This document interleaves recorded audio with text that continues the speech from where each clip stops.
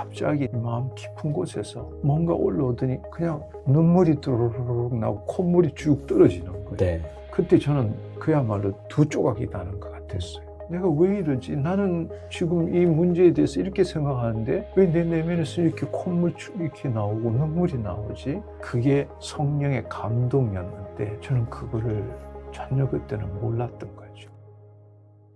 네, 여러분 안녕하십니까? GBC 초대석의 안창훈 목사입니다. 오늘도 이 방송을 들으시는 우리 청취자 여러분 함께해 주셔서 진심으로 감사드립니다.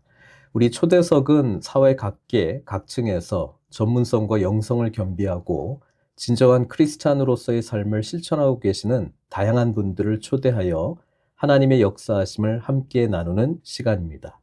오늘도 스튜디오에 귀한 분을 모셨습니다. 헤븐리 터치 미니스트리 대표이신 우리 성기철 박사님 스튜디오에 모셨습니다. 박사님 안녕하십니까? 네, 반갑습니다. 네. 우리 청취자분들께 한번 인사 말씀 좀 부탁드리겠습니다. 네, 반갑습니다. 저 송기철 교수입니다. 저는 최근에 2024년도에 포스케아 교단에 소속된 한국건신대학원 대학교의 신학과 석좌 교수로 섬기고 있습니다. 그래서 제가 소개를 교수라고 그렇게 지칭했습니다. 만나 뵈서 이렇게 귀한 자리에서 또 여러분과 함께 삶의 은혜를 나눌 수 있게 돼서 정말 감사드립니다. 예, 박사님 감사드립니다. 오늘 우리 박사님에 대한 삶을 좀 나눠주시면 좋겠는데요. 처음부터 이런 사역을 계획하고 삶을 시작하시지는 않았을 것 같은데요. 그렇습니다. 예. 백그라운드는 박사가 우리 건국대 교수님부터 해서 우리 또 생명과학 부총장으로 또 계시다가 지금 또 치유사역 쪽으로 또 이렇게 또 하신 걸로 알고 있습니다. 네, 어떻게 그렇게 되었는지 이야기를 좀 듣고 싶네요. 네. 그런데 저는 사실은 치유사역자는 아니고요. 네.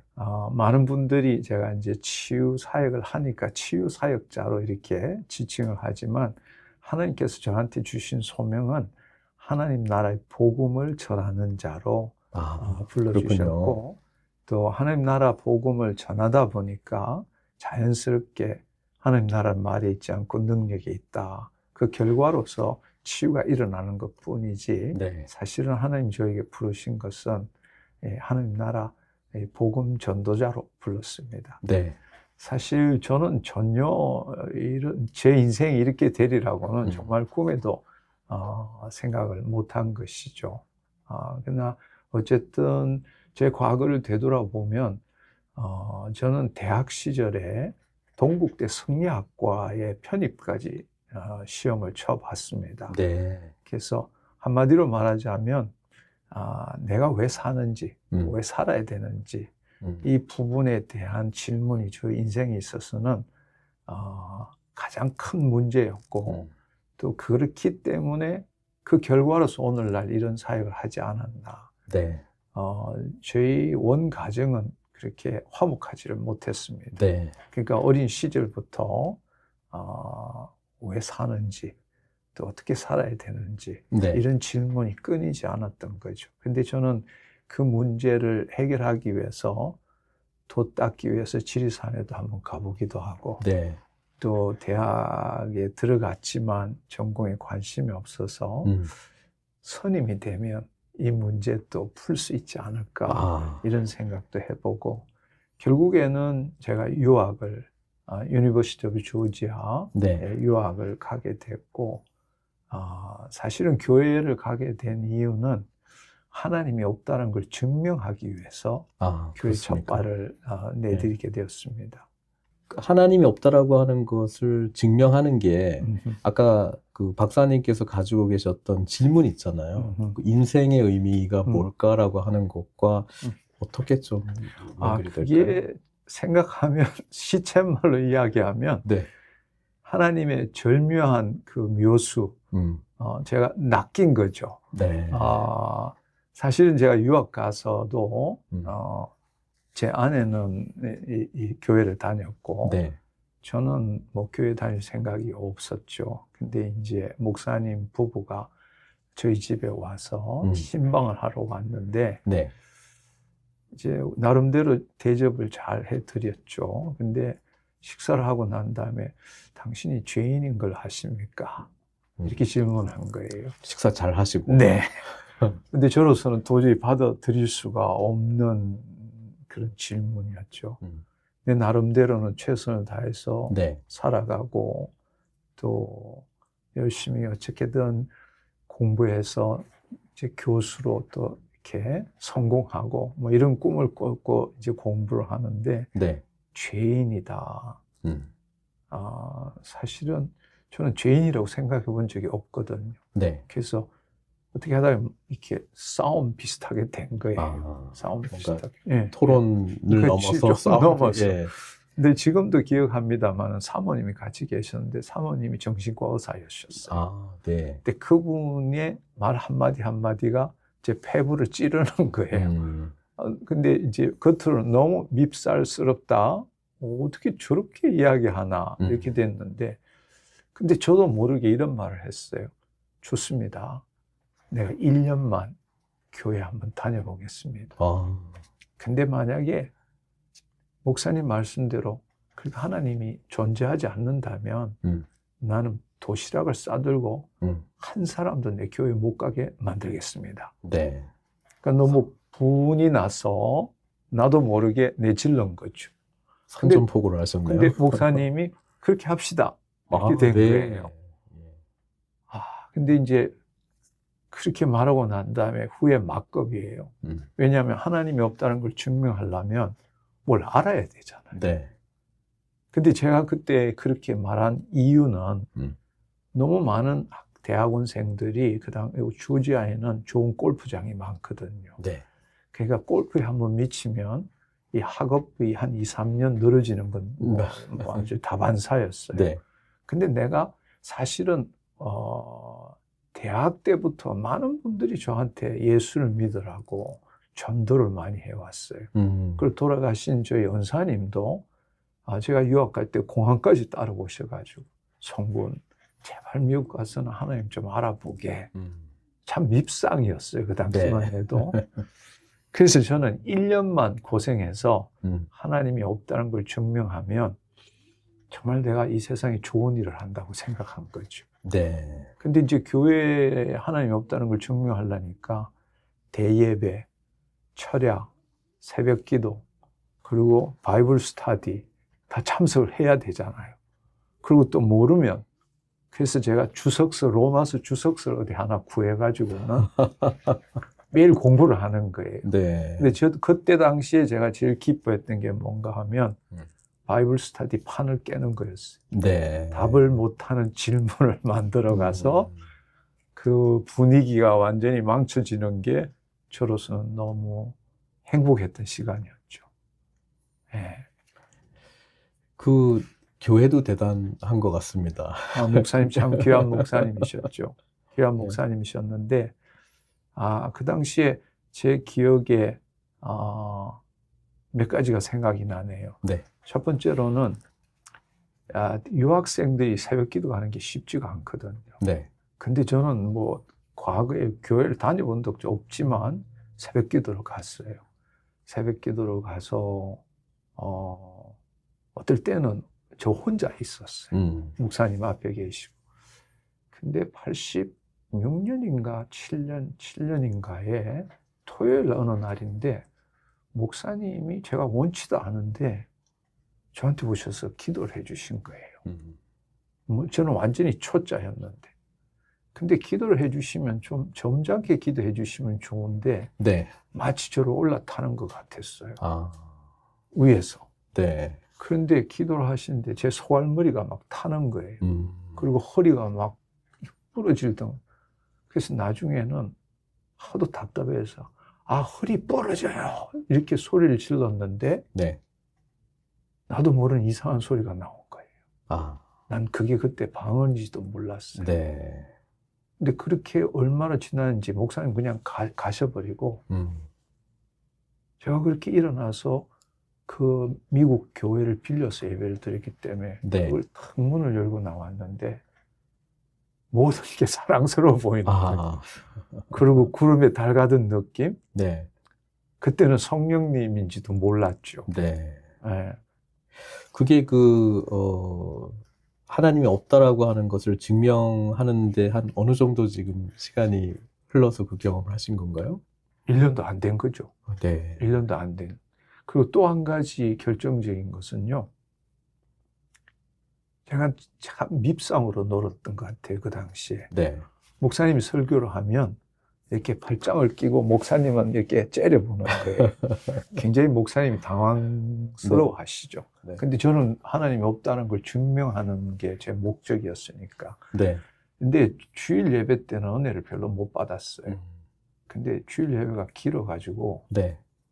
중간에 끝까지 견딜 수가 없어서 나가서 담배를 또 피우고 와야 되고 중간에 나가면 또 저 같은 사람들이 또 몇 명 있어요. 아, 그래요? 그래가지고 이렇게 하고는 다시 또 들어가고. 네. 근데 금요 철야 때 제가 한 9월, 10월이라고 생각하는데 금요 철야 때 목사님 말씀하시는데 제가 갖고 있는 철학이나 제가 갖고 있는 지식과는 정반대되는 이야기를 하셨어요.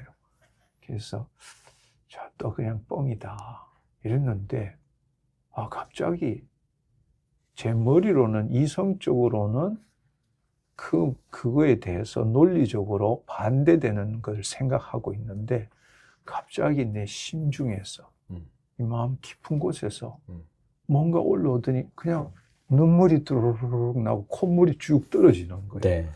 그때 저는 그야말로 두 조각이 나는 것 같았어요. 아니 내가 왜 이러지?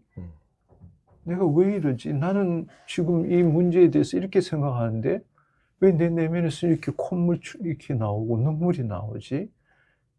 그게 성령의 감동이었는데 네. 저는 그거를 전혀 그때는 몰랐던 거죠. 네. 네. 근데 아마 제 생각에는 제 자신을 극단적으로 몰았기 때문에 그런 일도 일어나지 않을까 생각이 듭니다. 네. 그 과정을 겪으시면서 옆에 그 사모님께서는 좀 어떤 반응이셨을까요? 어떻게 판단을 할 수가 없죠. 근데 이제 하나님이시라고 이야기는 하지만 저는 그걸 인정하고 싶지는 않았죠. 왜냐하면 자존심도 있었고 네. 하나님이 없다는 걸 증명하고 싶기도 했고 네. 근데 사실은 하나님에게 코가 깨어가지고 한 걸음 한 걸음 더 들어가시고 네. 그래서 결국에는 저는 잘 몰랐는데 1년이 지나고 나니까 주위에 있던 이제 그 같은 공부하는 그분들이 하는 이야기가 처음에 와서는 제일 뒤에서 이렇게 하고 있다가 1년 뒤를 보니까 제일 앞자리에 앉아서 이거 하고 있더랍니다. 그러니까 결국은 저는 그 당시에는 몰랐지만 하나님이 그때부터 저를 이끌어 가시기로 결정하신 것이 아닌가 그런 생각이 이제 지나와서 보면 그런 거죠. 네. 그럼 조지아 대학에서 어쨌든 박사 과정을 다 마치시고 또 하나님을 또 경험도 하시고 그 다음에 여정은 어떻게 되는 건가요? 제가 3년 4개월 만에 박사를 했습니다. 네. 골프를 안 쳤기 때문에. 네. 굉장히 빨리 하신 것 같은데요. 네, 빨리 했습니다. 그야말로 집, 실험실, 교회 세 가지만 하게 된 거죠. 근데 그때 당시에 가장 큰 사건 중에 하나가 제가 골초였거든요. 네. 근데 이 담배를 끊지 못해서 네. 교회를 다니면서도 담배를 끊지 못했습니다. 근데 또 제가 하는 실험실이 파이토케미스트리 유닛이라 가지고 담배 잎을 가지고 연구하는 곳이었어요. 틀리면 또. 네. 근데 제가 하도 거짓말을 많이 해서 끊는다 하고도 또 하고 또 하고, 그런데 지금은 목사님이 되신 그 유학생 친구분이 저희 집에 와서 식사를 하면서 내가 이번엔 담배를 또 끊는다고 했더니만 기도하자고 원치도 않았는데 주님, 이 친구가 담배를 끊으려고 하는데 주님 도와주시옵소서, 이렇게 된 거예요. 네. 근데 이제 그 저녁을 먹고 난 다음에 다시 파이토케미스트리 유닛으로 가서 실험을 하는데 이게 습관이잖아요. 네.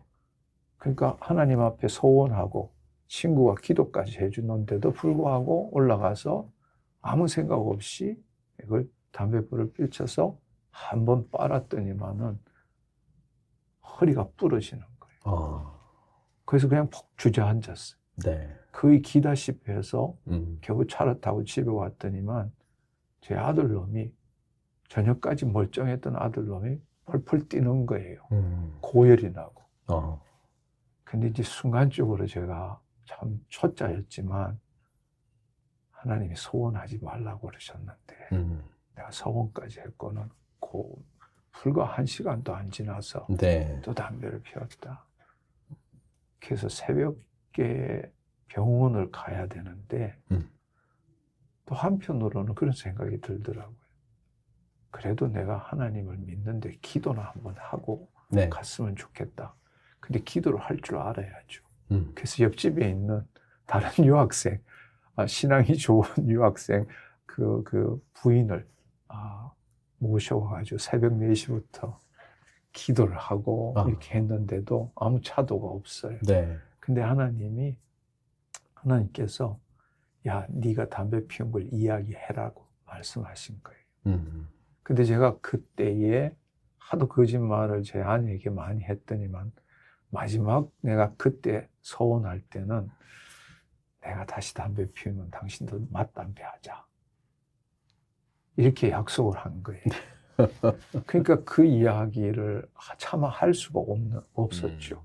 근데 한 1시간 정도 뒤에는 그냥 주님이 제 뒤통수를 치는 것 같았어요. 말해라. 저도 모르게 주님 죄송합니다.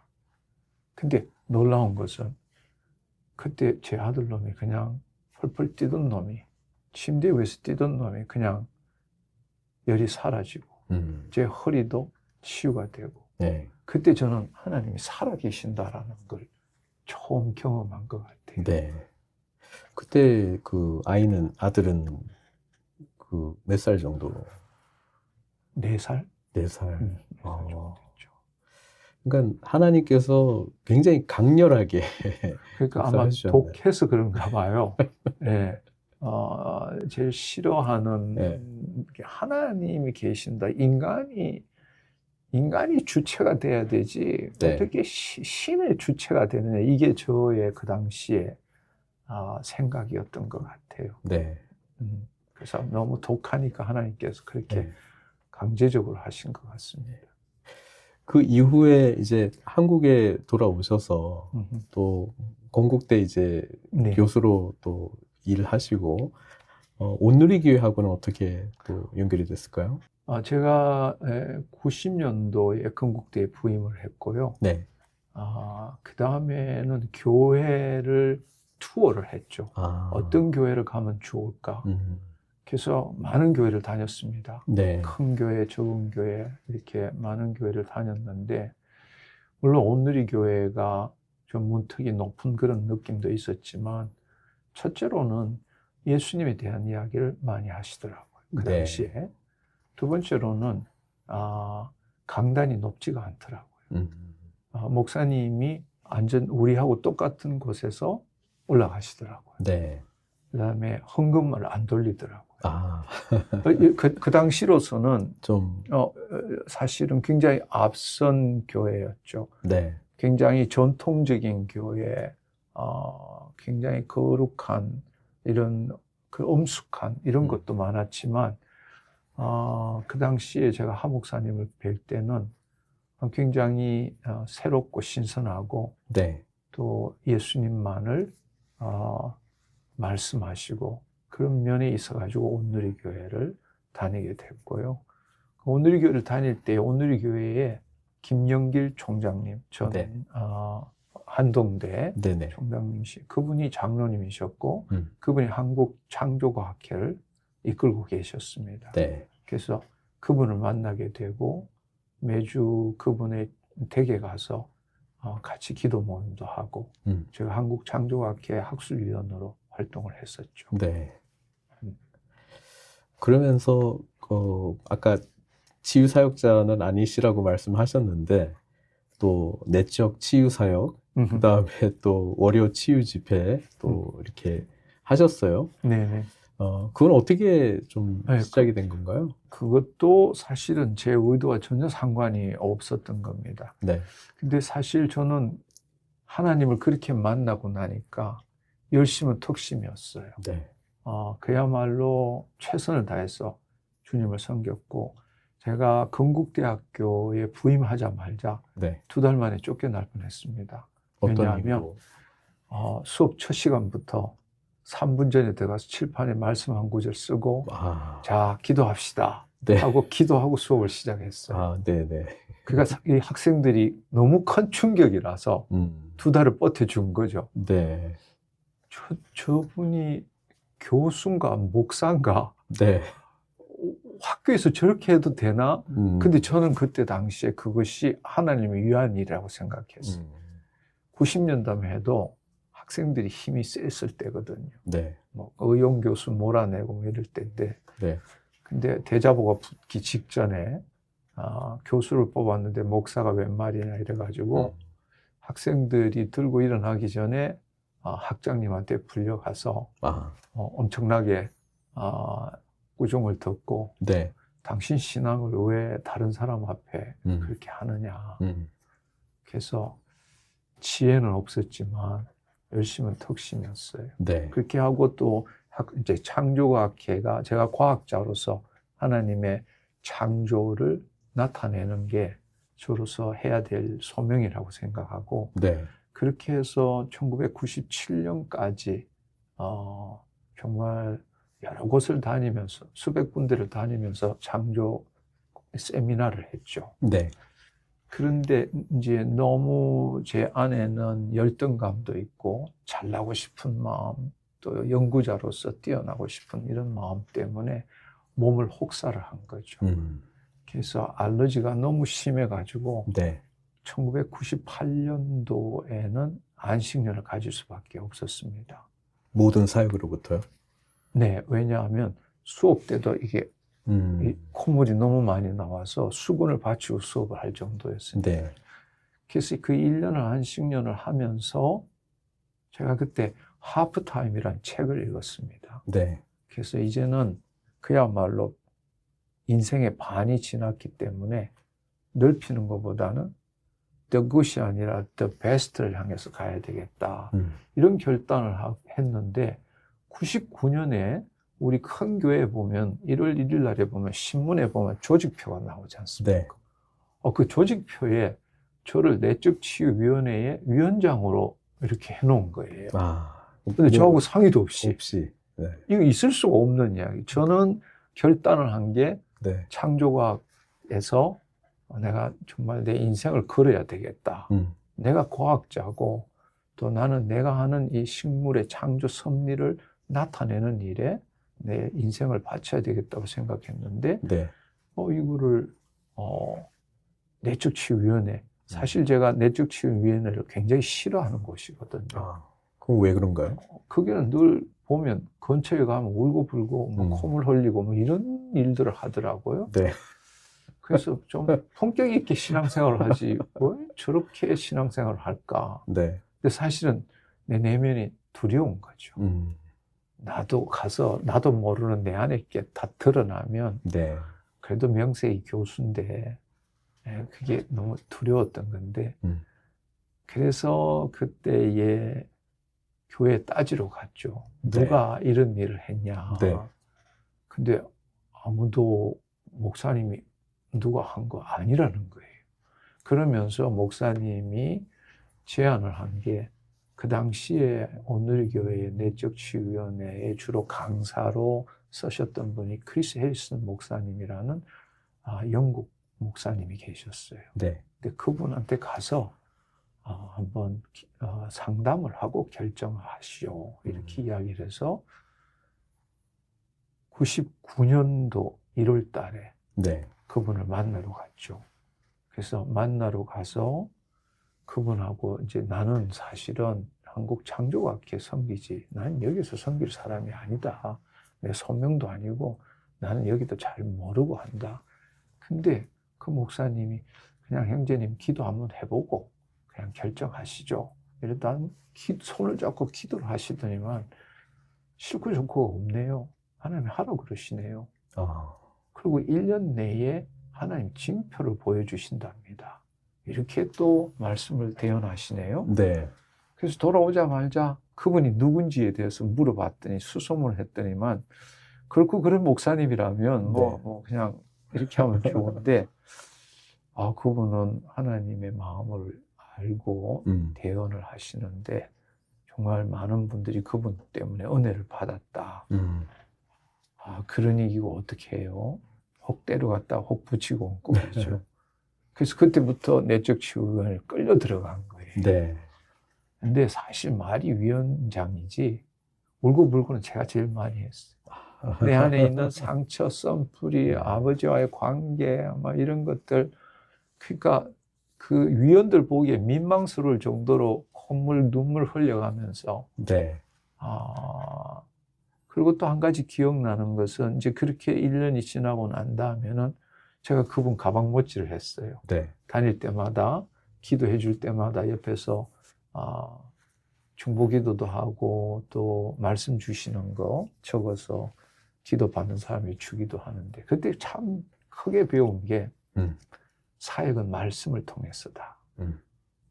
늘 그분은 말씀으로 사역을 하시더라고요. 참 귀한 걸 배운 것 같아요. 네, 그렇게 해서 이제 내적 치유를 담당하게 되고 나중에는 제가 강의도 하게 되고 그런데 한계가 있더라고요. 네. 사람이 이 내적 치유라는 거, 있는 힐링만으로는 전인격적인 사람, 온전한 사람이 못 되더라고요. 그래서 2003년도 12월 달에 돌아가신 하용조 목사님을 만났죠. 네. 하용조 목사님을 뵙고 제가 이거 몇 년 동안 내적 치유를 하다 보니까 이것만 가지고는 사람을 세울 수가 없습니다. 경우에 따라서는 축사도 해야 되고 또 경우에 따라서는 육체적인 질병도 치유해야 되고 그거 아무나 할 수 있는 거 아니야. 근데 당신이 할 수 있겠어? 저한테 그렇게 질문을 하시더라고요. 네. 이제 그때는 정말 제가 사람들의 그 생명을 살린다라는 거가 너무 귀하더라고요. 네. 제가 이 마음에 이 상처 썸뿌리들이 많았기 때문에 네. 그걸 치유받으면서 다른 사람을 그렇게 치유하는 게 너무 행복하더라고요. 네. 그래서 제가 한번 해보겠습니다. 근데 그때가 제가 피택 장로, 네. 그렇지만 집사 시절이었거든요. 네. 근데 하 목사님이 방도 내주시고 설교도 하게 해주시고 네. 그 다음에 기도도 하게 해주시고 네. 그러니까 집사가 네. 누구한테 손 얹고 기도하는 그 당시에는 네. 말도 안 되는 이야기였어요. 근데 그러니까 사실은 기적은 제가 그런 사역을 한 게 기적이 아니라 네. 하 목사님이 그 당시에 허락했다라는 것이 네. 기적이었어요. 네. 네. 지금까지 그 박사님께서 말씀하신 게 중요한 어떤 전환기에 내가 원치 않는데 누군가 기도해주고 내가 원치 않는데 이 또 위원장 맡으시고 근데 이번에는 하고 싶은 어떤 좀 마음을 좀 표현해 주신 것 같아요. 맞습니다. 네. 왜냐하면 그 사람들이 아파하고 괴로워하는 거에 대해서 이 공감, 이만큼이지만 하나님의 마음을 알겠더라고요. 왜냐하면 내가 너무 아픈 인생을 살아왔기 때문에. 네. 뭐 겉으로 보기에는 뭐 대학 교수가 되고 뭐가 어쩌고 이렇게 하지만 온 가정에 따른 내 내면의 상처, 그런 것들이 있기 때문에 하나님의 마음을 조금 볼 수 있었던 것 같아요. 네. 네. 그러니까 한계를 보시면서 또 이쪽으로 가야 되겠다는 것도 동시에 지금 보셨고, 또 그 길을 이제 하영주 목사님께서도 허락을 해주셨고, 네. 맞습니다. 그러니까 사역에 대해서 약간 좀 무한 자유를 어떤 그 박사님께 좀 주신 건가요? 방향이라든지. 그래서 이제 하 목사님이 네. 전인적인 치유 사역을 할 수 있도록 허락을 해 주셨죠. 네. 그래서 2004년도부터 소위 말하는 단독 사역을 온누리 교회 안에서 하게 됐습니다. 네. 오려 말씀 치유 집회라고. 네. 근데 처음에 한 20명이 됐어요. 근데 2004년도 말이 되니까 한 400명이 모이더라고요. 네. 이게 제가 감당하기가 쉽지가 않았어요. 네. 근데 그 당시만 해도 저는 죄 지으면 이 하나님 역사가 안 일어난다고 그렇게 믿었어요. 사실 뭐 그것도 아니더라고요. 근데 학생들 가르쳐야 되죠. 연구해야 되죠. 그리고 제가 설교만 하는 게 아니잖아요. 설교에 따른 실체가 나타나야 되잖아요. 그러니까 몸은 하나인데 너무너무 힘든 시간을 보낸 거예요. 그리고 네. 나름대로 대학원생들한테 욕 한번 하면 골방에 가서 주님, 네. 제가 못하겠습니다. 네. 이런 기도를 1년을 보내니까 네. 더 이상 못하겠더라고요. 그래서 2005년도에 다시 안식년을 가졌어요. 네. 그러고는 제가 있던 유니버시티 조지아에 가서 1년 동안 안식년을 하면서 목적은 딱 하나였어요. 하나님, 정말 내가 이 사역 해야 됩니까? 아니면 지금 내가 좋아서 하는 겁니까? 근데 하나님 답을 안 주셔요. 금식도 하고 뭐 별 것을 다 했는데도 근데 그해 7월인가 8월인가에 노스캐롤라이나에 외국 목사님이 하는 천막 집회를 갔어요. 네. 근데 그 천막 집회에 한 1000명 정도가 모였는데 3일째 저녁에 그 목사님이 난데없이 여기 온 분들 중에 손이라는 사람이 있느냐. 그 외국 사람이 그 당시에 제 아내, 제 딸, 그 다음에 골드 코넬에 간 제 제자 참석했는데 그런 사람이 없죠. 그 어쩔 수 없이 제가 손 들었어요. 네. 손을 들었더니만 하나님 당신을 사역자로 불렀다. 이렇게 이야기를 하는 거예요. 네. 그 정말 놀랍잖아요. 네. 한번 뵌 적도 없는 분인데 그 하나님이 태어나게 하신 거죠. 그러니까 저는 그게 저한테는 일종의 오데인이라고 생각합니다. 네. 그래서 그 이야기를 듣고 난 다음에는 그 다음에는 죽든 살든 의심없이 그렇게 이제 사역을 계속하게 됐죠. 네.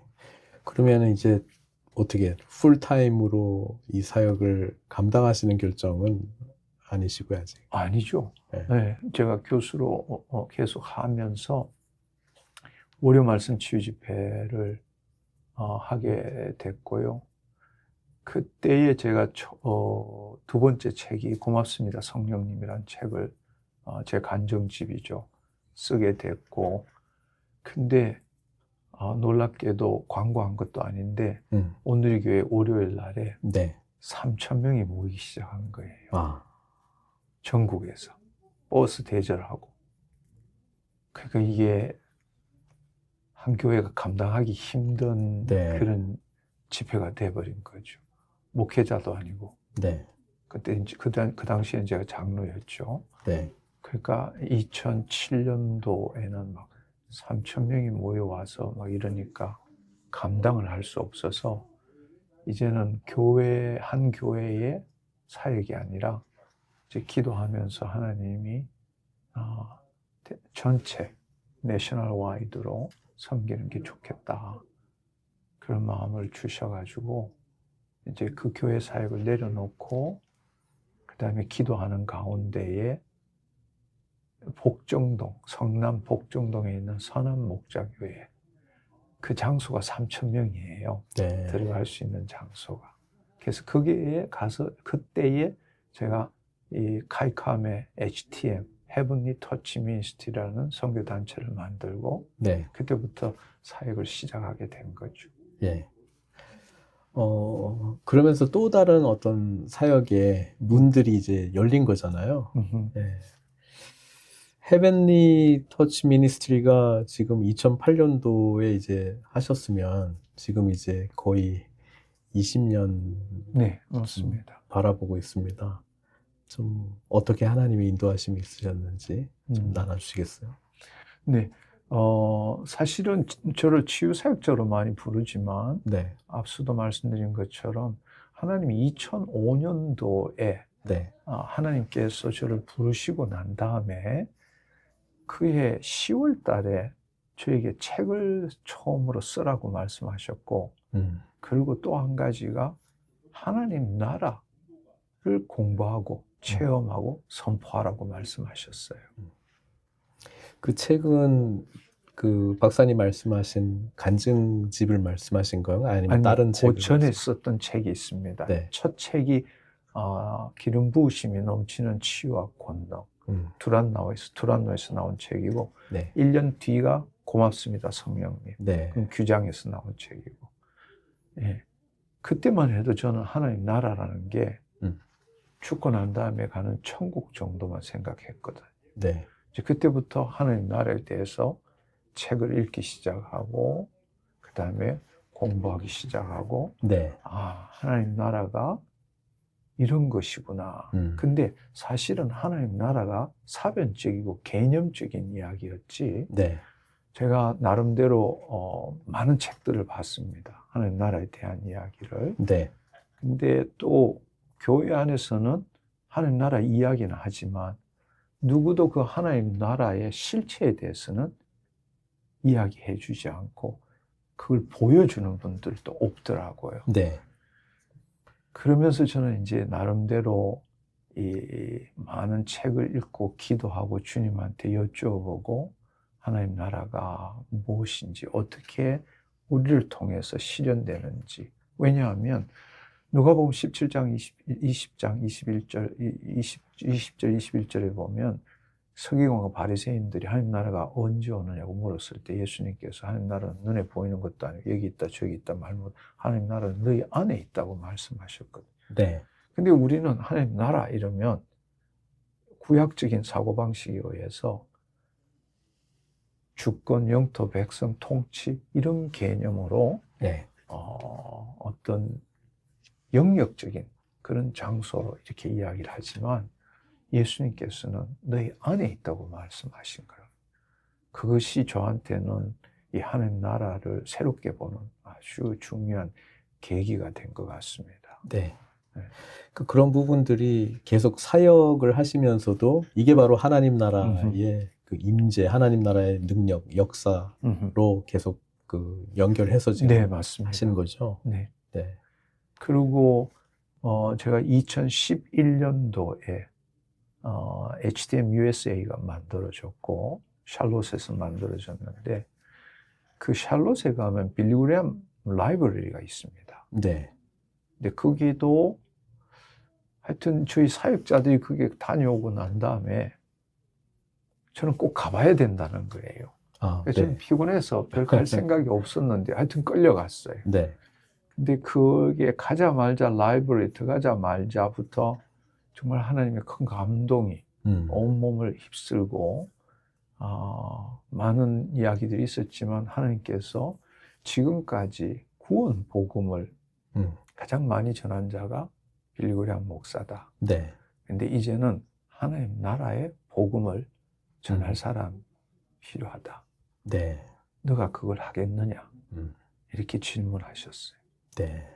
그때 2005년도에 하나님으로부터 들은 감동이 있기 때문에 하나님이 나를 하나님 나라 복음을 전하는 사람으로 세우기를 원하시는구나 해서 네 라고 대답했죠. 네. 그때부터 지금까지 하나님 나라 이 복음을 전하기 위해서 애를 쓰고 있습니다. 네. 그래서 아까 말씀하실 때 치유 사역자가 아니고 하나님 나라의 복음을 증거하는 사역자라고 말씀해 주신 것 같아요. 그래서 굳이 구분을 하자면 빌리 그레엄 목사님께서 전하신 복음, 그다음에 그 박사님을 통해서 전하라는 하나님 나라의 복음의 가장 큰 차이라 그럴까요? 뭐로 좀 정리하면 좋을까요? 간단하게 말씀을 드리자면 사실 우리가 이 전통적인 신학적인 관점에 있어서는 우리 인간을 타락한 인간이고 언약에 기초한 구속사로서 성경 이야기를 보지 않습니까? 네. 그래서 예수님께서 이 땅에 오신 것은 우리 죄를 사해 주시기 위해서 오셨고 그런 관점이지만 이것을 인간의 관점이 아니라 하나님의 관점으로 본다면 사실은 만세전에 예수 그리스도 안에서 예정된 하나님의 창조 목적을 실현하는 것이 하나님의 본래 가졌던 경륜이거든요. 네. 그러니까 하나님의 경륜을 볼 때에 결국 예수님께서 2000년 전에 오셔서 우리에게 전해주신 복음이라는 것은 하나님 나라의 복음이다. 그러니까 복음은 내가 예수 그리스도 믿고 죄사함 받고 그것이 구원받는 거고 하나님 나라는 죽고 난 다음에 천국 가는 게 아니라 복음이라는 것이 하나님 나라다.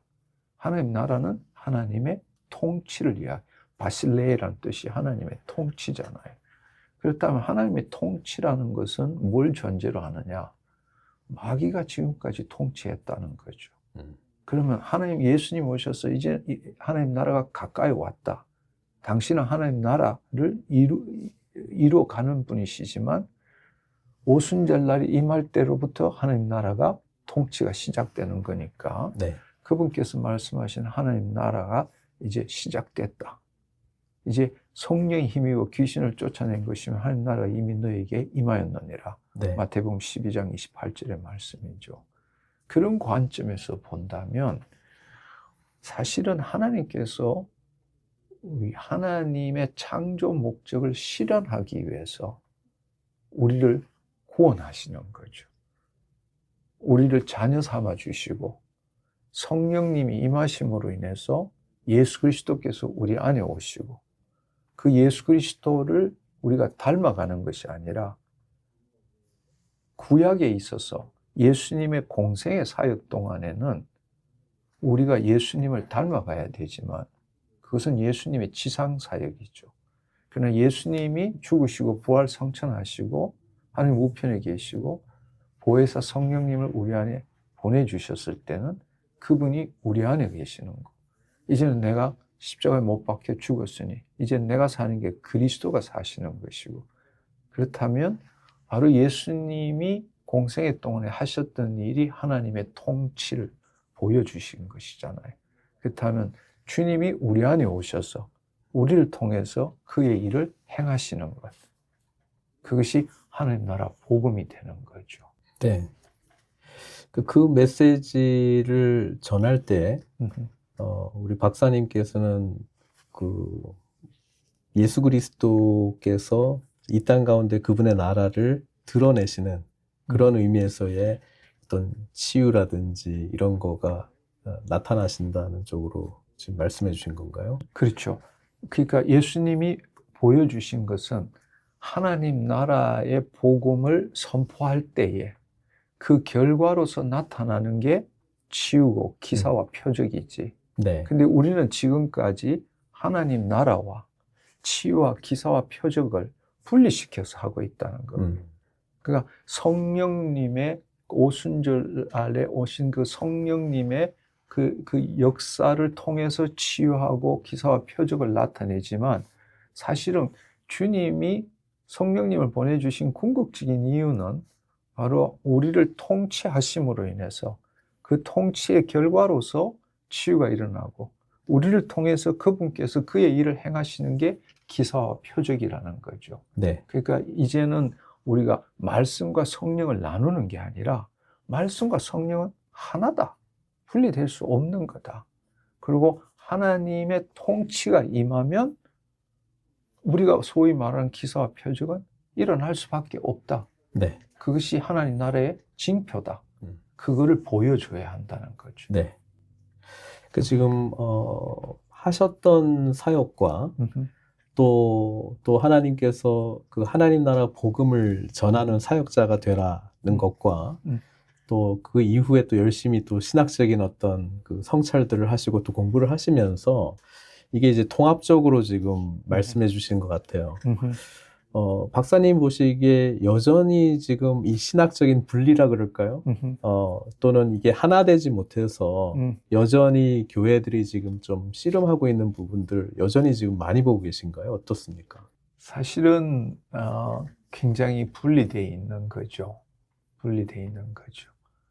근데 다시금 우리가 예수님이 전하신 복음으로 돌아와야 하고 인간 중심적인 성경 이야기가 아니라 하나님 중심적인 성경 이야기로 다시 돌아와야 한다고 생각합니다.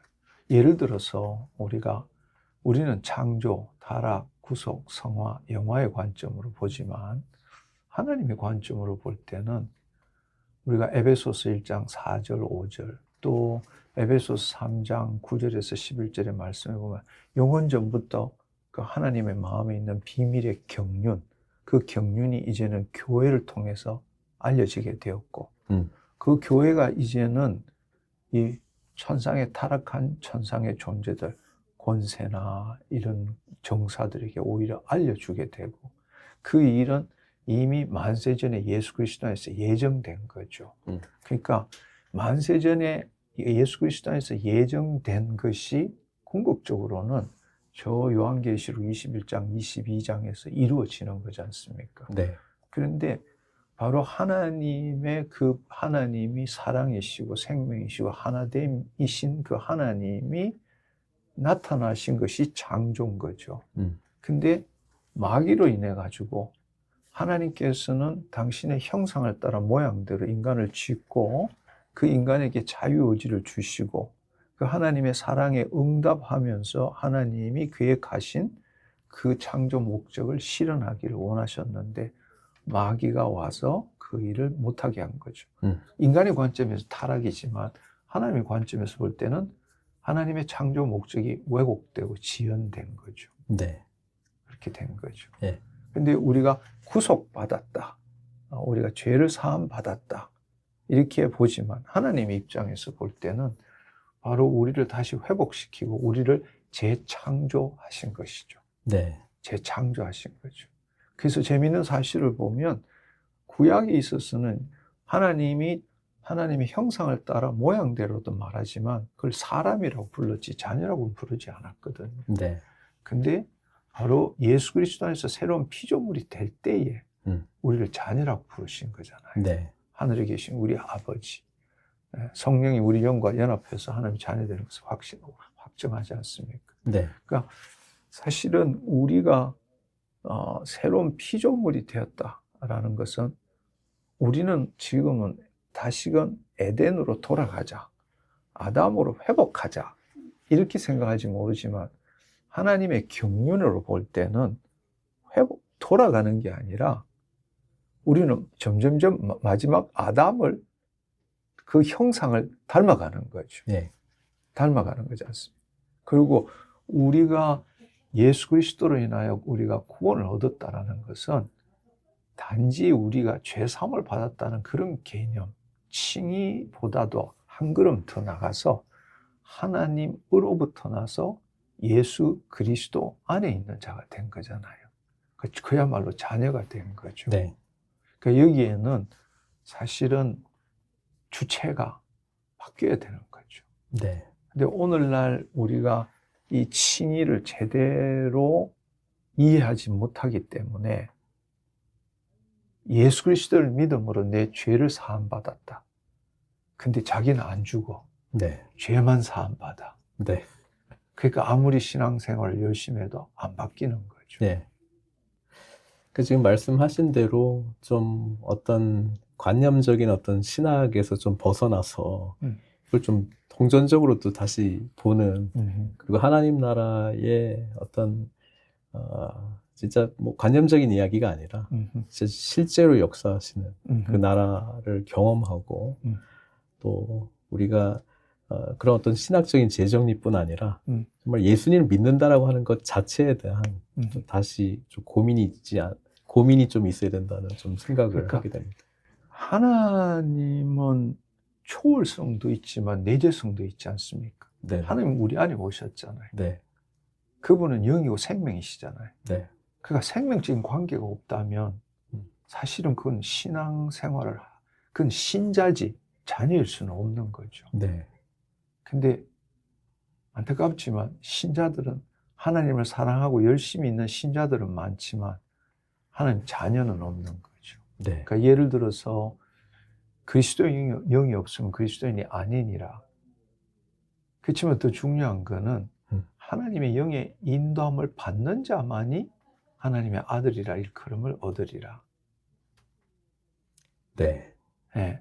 네. 하나님의 영의 인도함을 받기 위해서는 하나님과 생명적 관계가 회복돼야 되는데 사실 우리는 관념으로 하나님을 믿고 있는 거죠. 네. 예. 하나님은 어떤 분이야? 하나님은 어떤 분이야? 사실 그 관념은 자기가 만든 하나님이지 네. 진짜 하나님은 아니거든. 네. 하나님은 살아계신 분이고 그분은 사랑이시고 생명이시고 하나됨이시고. 네. 근데 우리는 하나님의 사랑을 얻어내기 위해서 열심을 하고 있는데 사실은 하나님이 날 먼저 사랑하셨잖아요. 우리가 하나님을 사랑한 게 아니라. 근데 우리는 하나님의 사랑을 체험 못하고 신앙생활을 하고 있는 거예요. 박사님의 이야기를 쭉 들으니까 다시 한번 나는 왜 치유 사역자가 아니고 하나님 나라 복음의 사역자라고 하는 게 더 선명하게 지금 정리가 되는 것 같습니다. 네. 네. 지금까지 저희는 우리 손기철 박사님과 지금 함께 하고 있습니다. 헤븐리 터치 미니스트리를 통해서도 지금 말씀하신 이런 부분들이 계속적으로 지금 교육이 되고 있는 건가요? 네. 가장 놀라운 사실은 물론 저는 초창기에 치유 사역을 했었습니다. 네. 근데 하나님 나라 복음에 대한 것이 점점점 더 깊어지고 인도함을 받음으로 이제 가장 놀라운 사실은 말씀을 전할 때에 치유가 일어난다는 거예요. 네.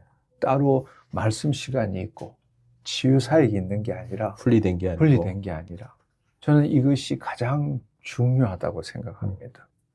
말씀이 능력이고 말씀이 예수님이시고 말씀이 진리고 말씀이 영이고 생명이지 않습니까?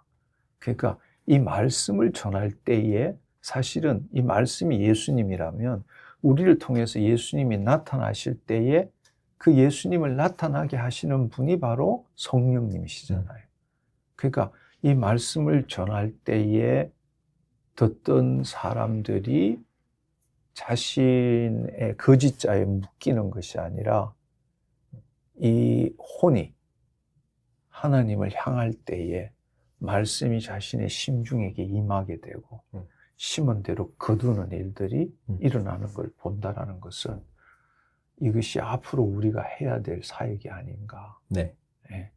예수님도 보면 물론 마태복음 8장 16절에 보면 날이 어두우면 말씀을 말하심으로 치유도 하고 네. 손을 얹어 안수도 치유하시지만 정말 우리가 이 말씀 사역, 성령 사역 이렇게 나누는 것 자체가 저는 잘못됐다고 생각합니다. 네. 그러니까 지금 말씀을 들으면서 사실은 내적 치유 사역 따로 독립된 어떤 한 가지 사역에서 지금 이제 좀 통합적인 어떤 그런 걸로의 실제적인 여정을 또 겪으셨고 또 그것을 지금 나눠주고 계신데요. 이미 지금 어떻게 보면 사역하고 있는 분들이나 또는 이 부분에 대해서 또 재정립을 하고 또 새로운 관점으로 보기 위해서 좀 실제적으로 박사님께서 어떤 뭐 책이라든지 어떤 뭐 훈련을 통해서 지금 제시하고 있는 것이 뭐가 있을까요? 우선은 지금 각자 하나님께서 주신 소명들이 있기 때문에 네. 각자 그 소명이 뭐대로 하는 거 잘못됐다 그렇게 말씀드리는 건 아닙니다. 그렇지만 우리가 좀 더 하나님의 마음의 관점에서 치유가 목적일 수는 없는 거죠. 네. 또 우리 구원이 목적일 수는 없는 겁니다. 우리를 구원하신 이유는 바로 우리를 통해서 하나님의 창조 목적을 이루시기 위한 것이죠. 네. 그래서 그런 관점에서 우리가 보다 더 성경적인 성경 이야기를 보고 하나님의 마음에서 우리가 이 신앙생활을 하도록 가르쳐야 되지 않을까. 네. 그래서 그런 의미에서 하나님 나라의 복음, 이것은 누가 만든 게 아니라 바로 예수님이 오셔서 말씀하신 게 이 그리스도의 복음이 하나님 나라의 복음이다. 이것이 새 언약의 성취다. 네. 그것을 우리가 이해한다면 네. 이런 관점에서 모든 것들이 이루어져야 되지 않을까. 네. 저는 그래서 그것들을 화요 말씀 치유 집회 때 그것을 조금씩 녹여내고 네. 또 킹덤 빌더 스쿨이라는 것이 있습니다. 네. 킹덤 빌더 스쿨을 통해 가지고 이제 본격적으로 가르치고 기본 과정이 있고 또 고급 과정이 있고 그걸 통해 가지고 계속 전하고 있죠. 예.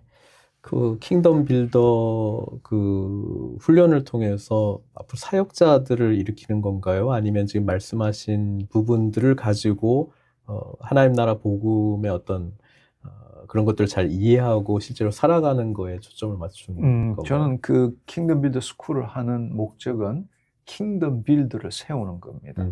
근데 이제 킹덤 빌더라는 거는 물론 성경에 없는 이야기지만 하나님 나라 복음의 관점에서 볼 때는 매우 중요한 용어라고 생각합니다. 네. 한동안 욕도 얻어먹었습니다. 어떤 부분에서? 왜 영어 쓰냐? 근데 네. 사실 하나님 나라를 표현하는 네. 우리는 하나님의 나라, 네. 천국 같은 말이죠. Kingdom of Heaven, Kingdom of God 같은 말이지만 한글로 읽으면 우리 동양 사상을 가진 사람들은 천당, 옥황상제, 죽고 난 다음에 가는 곳 뭐 이렇게 떠오르는 거죠. 또 하나님 나라이면 어떤 나라? 이렇게 되지만 나라의 본질은 바실레이아, 통치를 나타내는 것이기 때문에 가장 좋은 단어가 킹덤이에요. 킹즈 도미니언, 왕의 통치. 네. 우리나라 민주주의 나라에서는 주권은 국민한테 있지만 킹덤은 왕한테 있는 거죠. 네. 근데 이제 그러니까 하나님 나라를 빌드라는 건 건축업자잖아요. 그러니까 하나님 나라를 건축하는. 근데 이것도 오해가 있는 게 우리가 이 세상에 하나님 나라를 건설하느냐? 그건 있을 수가 없는 이야기. 만약에 우리가 하나님 나라를 건설하면 예수님 재림하실 필요 없습니다. 우리가 알아서 할게요 하고 똑같은 이야기예요.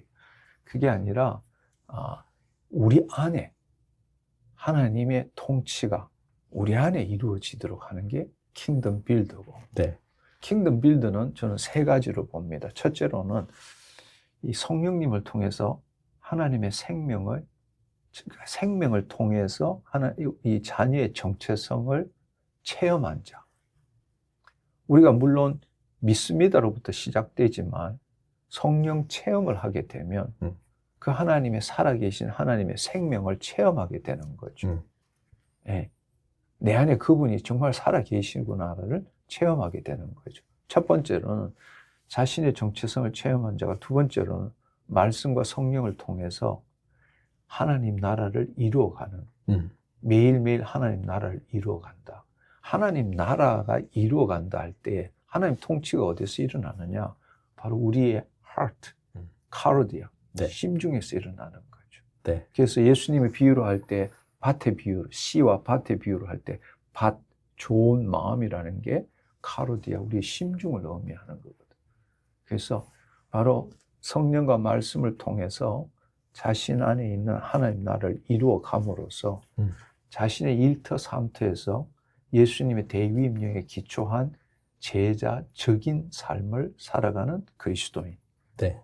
이것을 킹덤 빌더라고 그렇게 말하고 있습니다. 네. 그래서 저는 이 킹덤 빌더 스쿨을 통해서 킹덤 빌더들이 세워지는 것이 저희 목적입니다. 네. 그리고 이것이 자신의 일터, 삶터, 가정에서 바로 킹덤 빌더들이 계속 일어나도록 하는 것이 목적이죠. 네.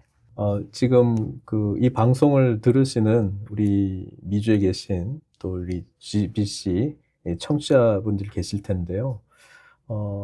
좀 치유가 필요하고 또 아픔이 필요하고 아니면 또 회복이 필요한 분들에게 좀 권면의 말씀 좀 부탁드리겠습니다. 많은 말씀을 나눌 수도 있겠지만 한 가지를 든다면 저는 마태복음 16장 24절, 25절의 말씀을 나누고 싶습니다. 예수님께서 자기를 부인하고 자기 십자가를 진 자만이 나를 쫓을 수 있고 자기 목숨을 얻고자 하는 자는 잃을 것이고 나를 위하여 자기 목숨을 버리는 자는 얻을 것이다. 이렇게 말씀을 하셨습니다. 그런데 우리가 지금 살아가는 것은 우리 이렇게 쉽게 설명할 수 있을 것 같아요. 매일매일 우리는 문제 가운데 살고 환경, 처지, 상황, 그 환경, 처지, 상황을 우리는 어떻게 받아들이냐? 자신의 생각과 감정으로 받아들이죠. 근데 그 자신의 생각과 감정이 자기를 지배하는 그 삶을 사는 거죠. 뭐 때문에 힘들어, 뭐 때문에 두려워, 뭐 때문에 죽을 것 같아.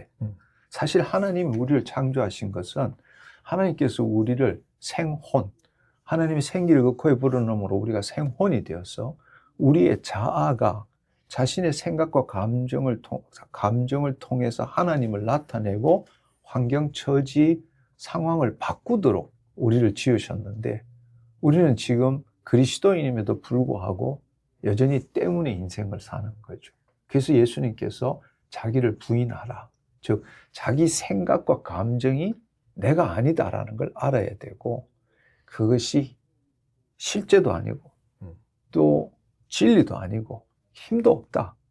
그걸 알고 내 존재와 내 생각과 감정을 분리시키는 거예요.